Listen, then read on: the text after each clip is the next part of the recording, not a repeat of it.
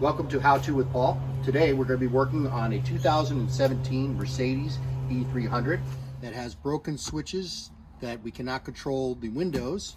This is what the switches look like. They're all broken, as you can see. We only have one that still works. Unfortunately, Mercedes made these out of plastic, and after they're a couple years old, they get brittle and they break just by simply touching them and pushing them up. Looks like an expensive fix. I've talked to several people about this before I went across it myself. It looks like a difficult fix. It's actually very easy, and I'm going to show you how easy it is. Okay. First of all, we purchased a new set of switches. I found these online. I was able to get them. I saw them on eBay.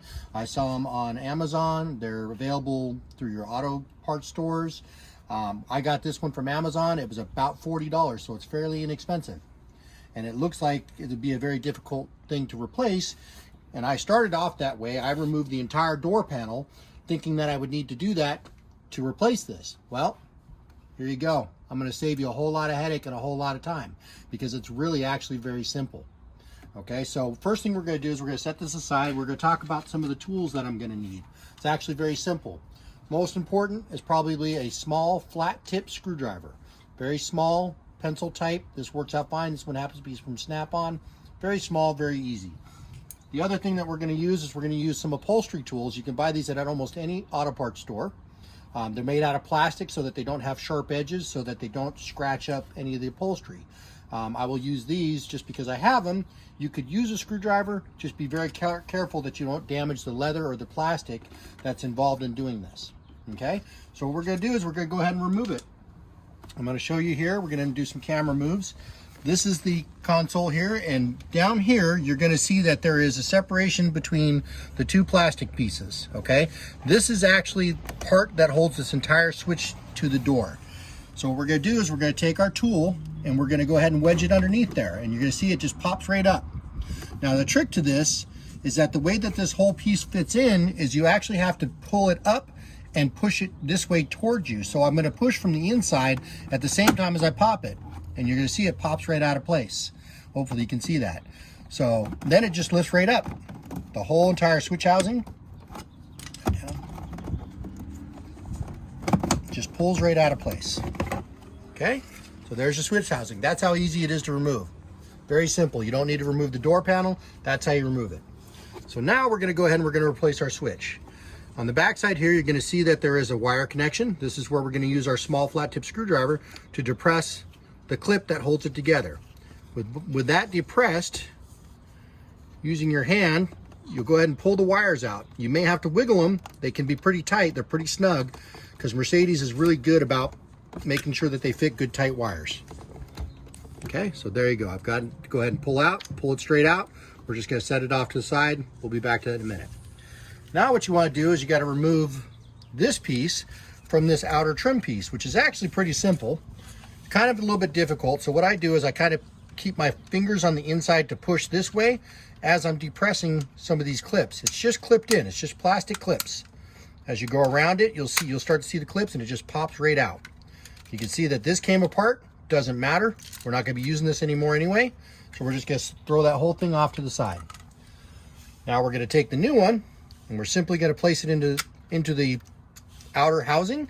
We're going to press it in. You can hear it snaps into place. We want to look at it, work our way around, just make sure that it's all snapped into place, that all these clips are holding like it should. Okay, and that's all good. So there you go. That's how it looks. Now we're going to take that and we're going to just reinstall our wire.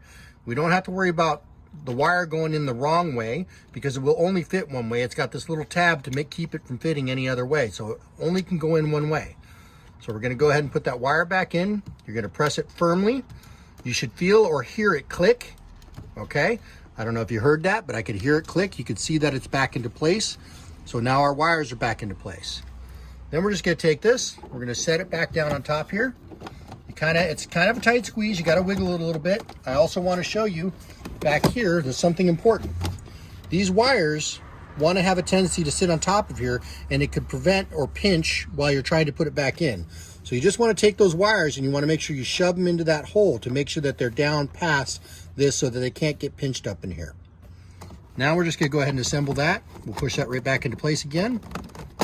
Give it a little wiggle, and you're going to notice, you see here there's a gap here.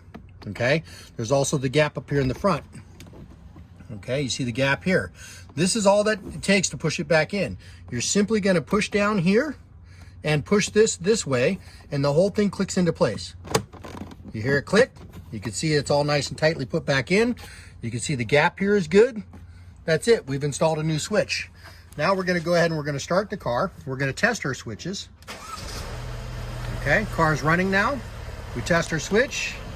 You can see our windows are going up, going down. We're going to work our way through all of them just to make sure that all the switches are working. Okay, I've done the other windows. I'm doing these windows. I'm checking up and down just to make sure we don't have a defective switch and make sure everything's working. You can also check your mirrors. You can test your mirrors. I'll do that off camera because I think you get the point. But that's it. You probably just saved yourself a big expensive trip to a Mercedes dealer. All for about 40 bucks and about 5 minutes to replace. That's it. Thanks for watching this episode. Stay tuned and watch for more episodes of How To with Paul. These are my things. I like to find quick, easy ways to do things and save you money. Subscribe and check out the rest of my videos.